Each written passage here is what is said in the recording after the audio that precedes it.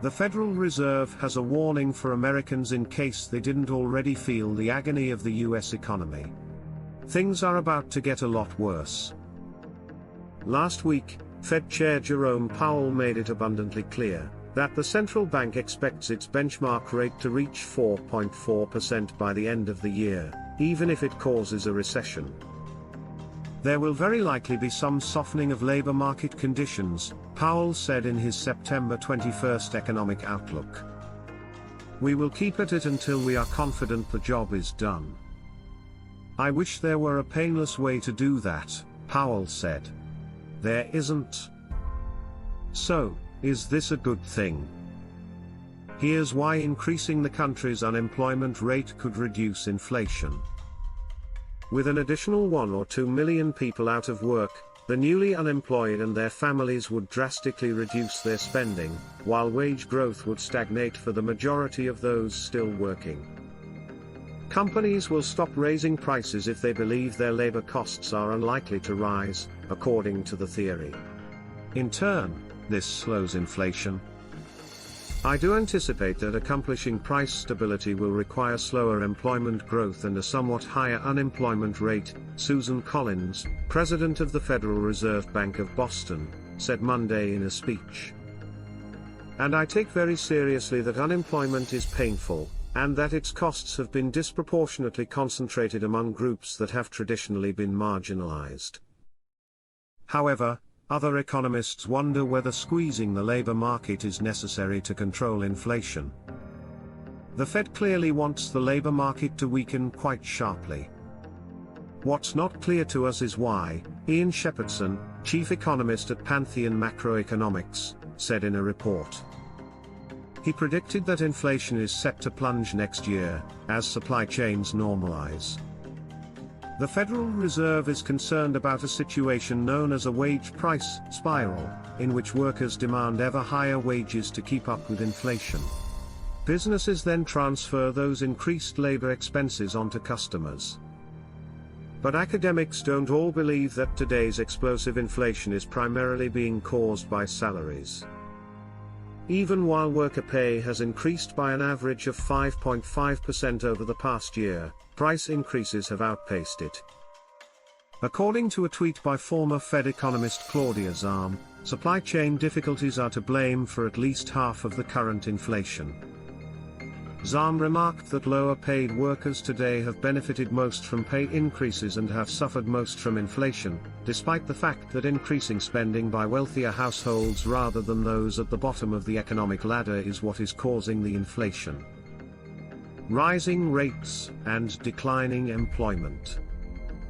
Even though economists don't agree on how wages affect inflation, they do agree that raising interest rates makes people lose their jobs. When rates rise, any consumer item that people take on debt to buy, whether that's automobiles or washing machines, gets more expensive, said Josh Bivens, research director at the Economic Policy Institute. That will result in lower consumer demand for those automobiles and washing machines, less work for those who produce them, and ultimately, layoffs. Other interest-sensitive sectors, including construction, home sales, and mortgage refinancing, also slow down, harming employment. In the service economy, labor is the biggest component of your cost structure, so if you're looking to cut costs, that's where you'll look first, said Peter Boockvar, Chief Investment Officer at the Bleakley Financial Group. While in Boockvar's view, hiking rates is needed, the Fed's tactics strike him as aggressive. I just have a problem with the Fed's rapidity and scale, he said.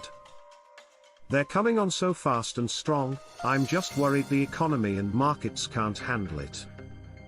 As Powell has noted in his case for raising interest rates, low-wage workers are harmed the most by rising inflation since they have the least capacity to absorb price increases.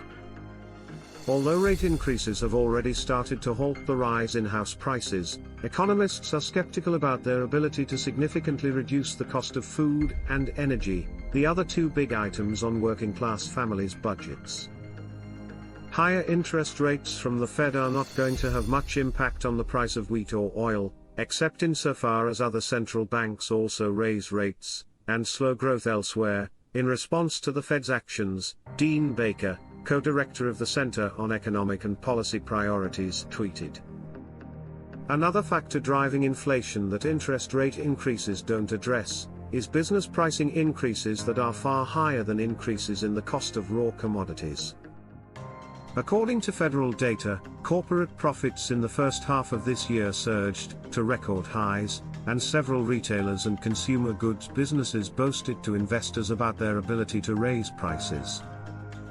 A year ago, a month ago, they said, "We have to raise prices because our costs have gone up." They raised prices, we now know, more than their costs went up, said Robert Reich, Labor Secretary under former President Bill Clinton. The public needs to understand that the average big company has much more pricing power than it ever had since the turn of the last century, he added. Layoffs are certain in the near future. Oxford Economics forecasts that the current rate hikes by the Fed will result in the loss of 800,000 jobs. When we look at 2023, we see almost no net hiring in the first quarter and job losses of over 800,000 or 900,000 in the second and third quarters combined, said Nancy van den Outen, Oxford's lead US economist. Some forecast an even more difficult landing. Bank of America anticipates a peak unemployment rate of 5.6%. That would result in 3.2 million more people losing their jobs. According to a recent research from the International Monetary Fund, unemployment must reach 7.5% in order to affect inflation, which is more than twice its present level. Some policymakers and economists have called out the Fed's aggressive rate hike plans, with Senator Elizabeth Warren saying they would throw millions of Americans out of work and Zalm calling them inexcusable, bordering on dangerous. Many others are wondering how much of the agony Powell promised is actually required. Inflation will come down quite a bit faster if we actually hit a recession. But the cost of that is going to be much bigger, said Bivens, and there is risk since the Fed may have started a runaway train. It is challenging to stop the significant rise in unemployment once it has begun. The number of unemployed people may not abruptly stop climbing at the Fed's predicted pace of 4.4%, but instead may continue to rise. This idea that there's an inflation dial that the Fed can just haul on really hard and leave everything else untouched, that's a fallacy, Bivens said. Instead of the economy's soft landing, which the Fed claims it is aiming for, Bivens added, we are now pointing the plane at the ground pretty hard and hitting the accelerator. If you enjoyed this video, don't forget to hit like and subscribe, and be sure to turn on bell notifications. Until next time, this has been The Shrewd Investor, thanks for watching.